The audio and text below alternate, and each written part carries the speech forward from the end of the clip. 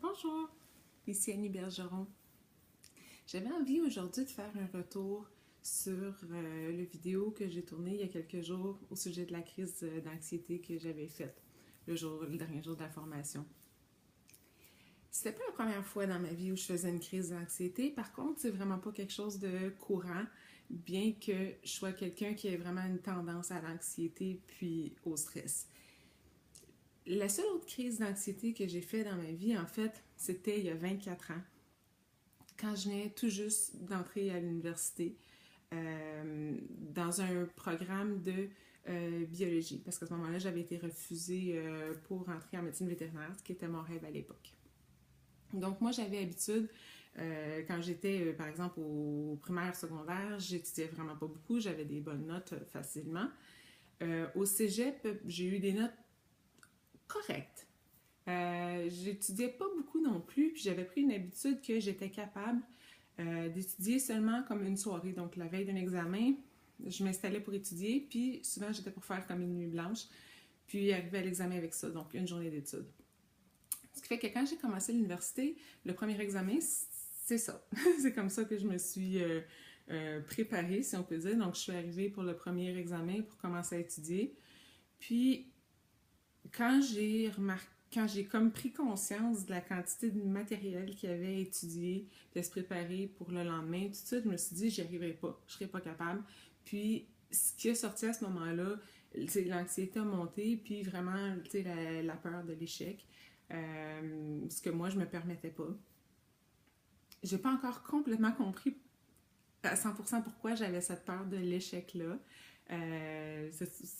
Ça sera le sujet probablement d'une autre vidéo, mais que ça soit clair. J'ai des idées, mais c'est pas encore complètement déballé, si on peut dire, comme idée.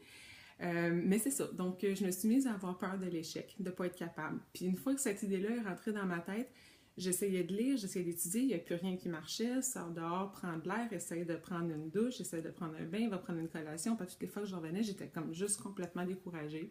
Puis j'ai fini par passer une nuit blanche, mais en anxiété. T'sais, dans le fond, on va pas vraiment être capable d'étudier, mais pas être capable de me reposer non plus. Puis, quand je suis arrivée à l'examen, évidemment, pour l'examen, j'étais nerveuse aussi.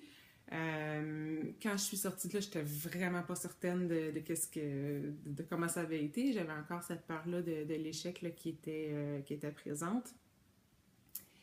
Euh, c'est ça. Fait que là, puis ce qui est arrivé, c'est que finalement, quand j'ai eu le résultat de cet examen-là, finalement, je m'en étais comme bien tirée. Là. J'ai pas eu d'échec du tout là, de mémoire. J'avais eu comme autour de entre les 70 et 75, ce qui est super correct, mais dans mes standards que moi, je visais.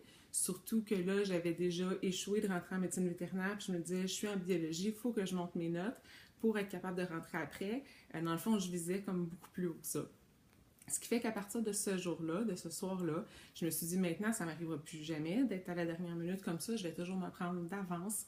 Puis je vais être, c'est ça, j'aurai pas de retard. Puis je vais tellement savoir mes choses que je pourrai plus être stressée. Puis ça, ça va bien aller, j'aurai pas d'échec. Puis les examens vont bien se passer. Puis à partir de ce moment-là, ce qui est arrivé effectivement, c'est que j'ai tenu cet engagement-là. Puis je suis devenue pas loin première de classe ou pas loin de première de classe durant toutes mes études en biologie. J'ai réussi à rentrer en médecine vétérinaire.